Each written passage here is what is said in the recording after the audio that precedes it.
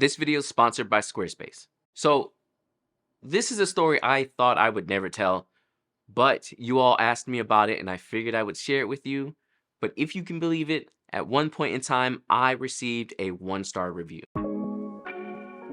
Now, as a wedding photographer, this is the worst thing that can happen to you, especially when you're early in your career like I was when I received this 1-star review. Like, weddings are already enough stress, but adding the fact that your couple could end up not being happy and you have to deal with them after the wedding is just hands down the worst experience. So I'm gonna share with you my story of my 1-star review and also give you some tips of how you can avoid this yourself in your business, because it's the last thing I want to have happen to anybody else. I almost ended up quitting photography just because of this situation. So let's go ahead and tell the story. So I was about maybe 2 years deep into wedding photography when this happened. I was very green. I had no idea what I was doing. If you know my background, I started wedding photography by just doing it.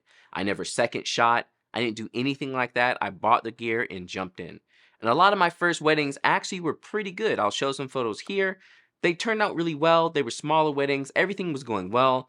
I started booking a little bit more and things were looking really good. This is when I got my biggest booking at the time. This couple came to me. They were recommended for someone else that I did an engagement session with, and they were paying my top rate. Now, clearly this is red flag number 1 for me because I jumped at the opportunity because I was like, oh my God, they're paying the highest rate. That's a big mistake, and we'll talk about that later.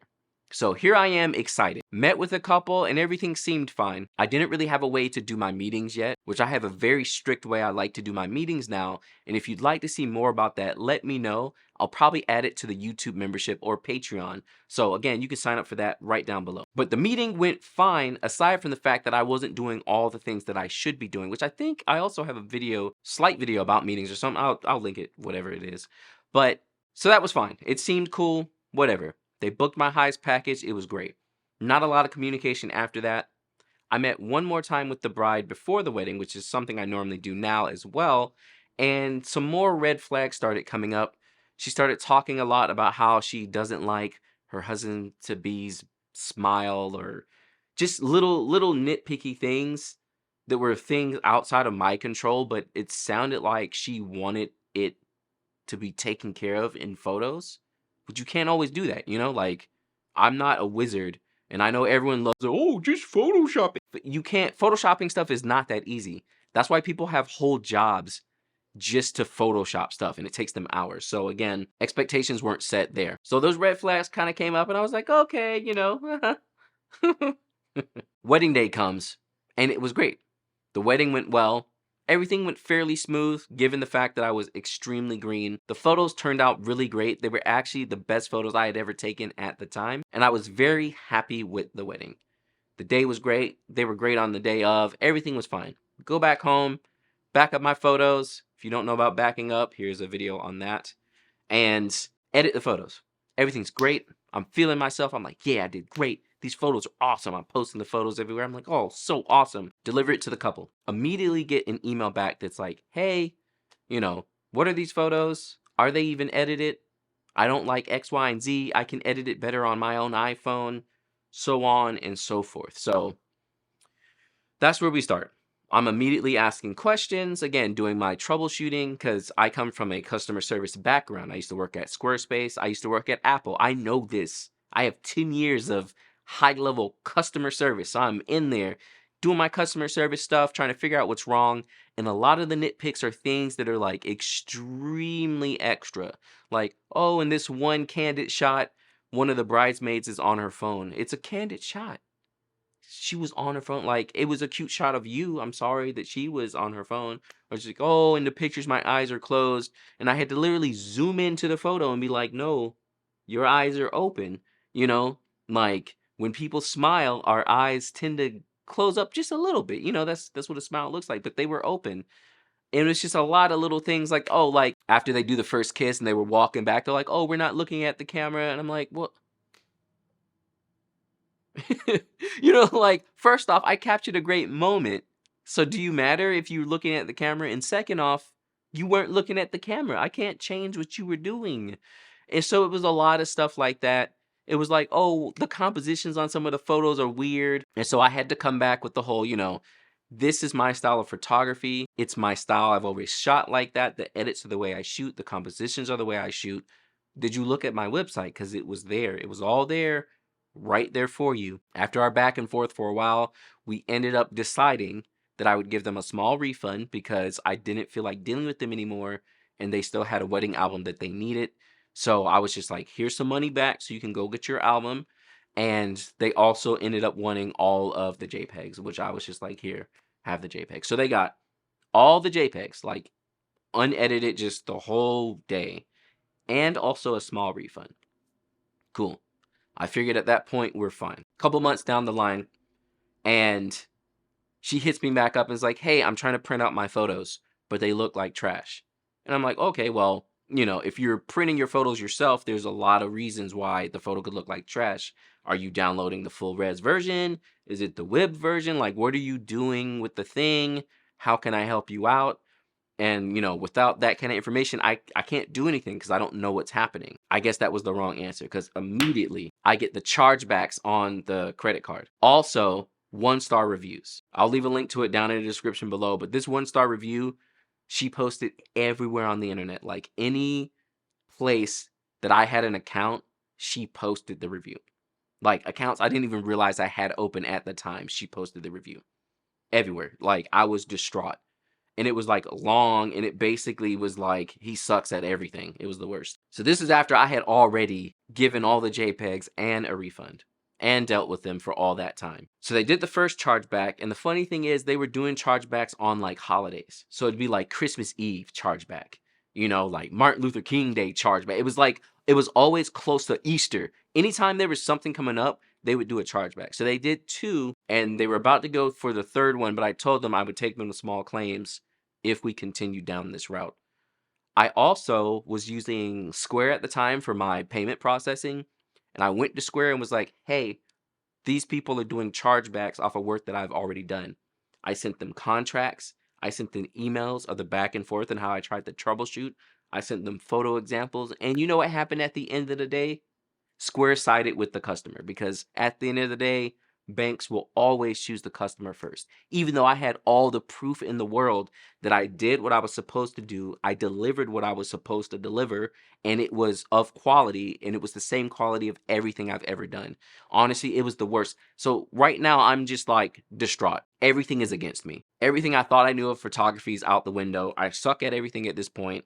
I don't know what's happening anymore. And I'm just totally like, you know what? Maybe I shouldn't be a photographer.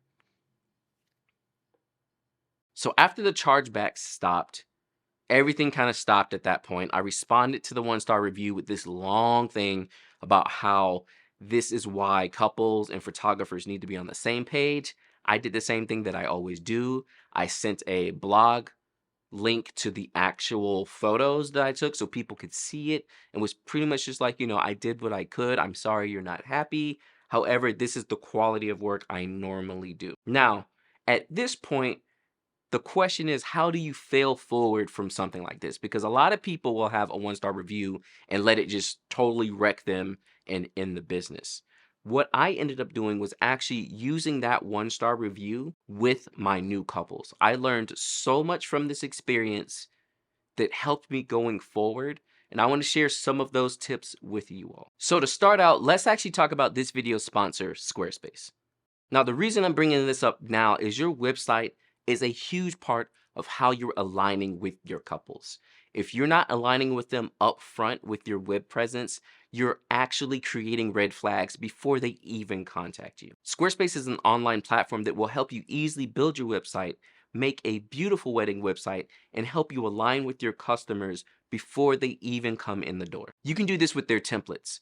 They even have some that are already set up to be wedding websites or for photographers. So it makes it quick and easy for you to go ahead and grab what you need, put in your information, and start setting your expectations, because that starts with your branding and your photos. On top of how easy it is to use as well, with their analytics, commerce, customer service, email marketing, and new features being added all the time, Squarespace is hands down one of the best platforms I've ever personally used which I've been using them for 8 years. Make sure to check out the link in the description below for 10% off of your first website or domain. And set up your website and start setting up your expectations with your couples. So that's the first thing I did wrong. I was not aligning with my couple and setting expectations. I pretty much was blinded by the money and was happy at the fact that someone was looking at me and waiting to book my top package because supposedly I was such a great photographer. When you're new, don't ever let your largest package being booked get ahead of your own standards. When you're aligning and setting expectations with your couples, you should be telling them what you do and do not do.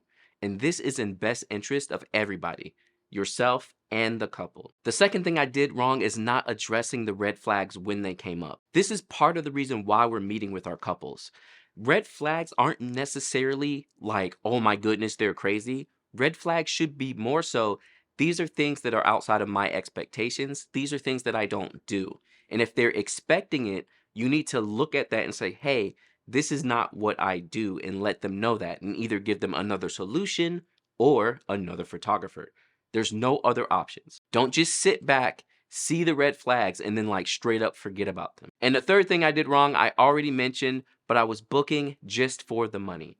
Now look, y'all, no booking ever is worth the stress and headache of a couple that you do not align with. None at all. Like, really.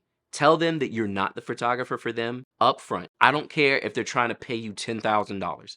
It will not be worth it, trust me, because that situation made me almost quit. And I only got paid maybe like $2,500 at the time. Like, that just wasn't worth it. So after sitting back and figuring out all the things I did wrong, one of the ways that I was able to fail forward with this is using the 1-star review with my new couples. Now, a lot of people might think this is absolutely crazy, but when I would have meetings with new couples, I would literally show them the 1-star review. Just straight up like, hey, I got a 1-star review recently.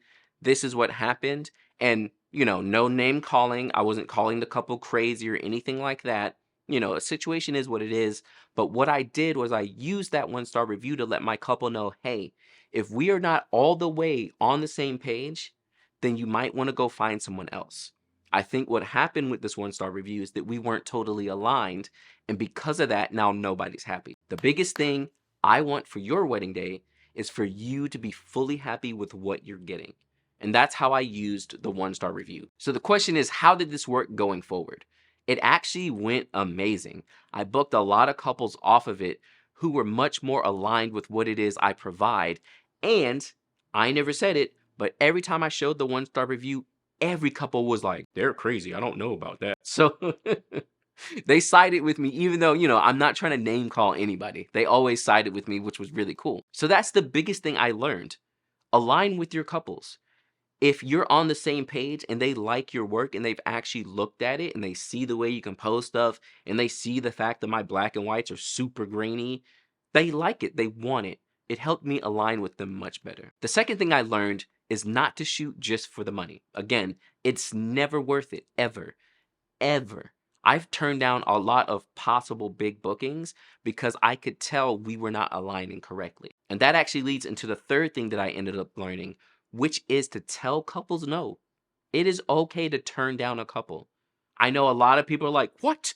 How can you turn a couple down? But that's what I do. Basically, in my meetings, if I start seeing red flags, which again, red flags are not because they're crazy. Red flags are they don't align with what I do as a photographer. If they want their photos edited, super magazine, like perfect skin, I normally don't do that. I clean the skin up some, but I'm not going to sit there and make you look perfect. That's not me. And I'll tell my couples that straight up. And if they're like, well, I want to look perfect and I want you to take 20 pounds off of me with Photoshop, I'll tell them, I'm not that photographer. That's normally not what I do. Most of my couples are okay with that. So if that is what you're looking for, here's a list of other photographers that I know who will probably do that, and they'll be able to help you and send them on their way. Because there's two things you're getting from that. You're building yourself a network of photographers. Y'all can trust each other because too many people want to sit around, oh, stealing the market. There's not enough couples. There's enough work to go around. And also referring to other photographers is the best way to get other photographers to refer to you. So when I know I'm not the guy for them, I'll send them to someone else and everybody's happy. Also, when other photographers know that a couple wants something that's more on my style, they'll send them to me. Also, it'll let your couple know that you actually care about them, not just getting the booking. You know what I'm saying? And in my meetings, I tell them that. I'm like, hey, this first meeting is mainly going to be for us to get to know each other, see if I'm a good fit for you, and teach you a little bit about the wedding industry from the photo side.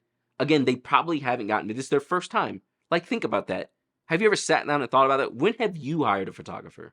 Really? Like, I know I hadn't in most of my life. So here are these people who may have never hired a photographer in their whole life. They're going to get married now, and here you come out the gate trying to sell them on all this stuff, trying to get their booking just because. No, teach them.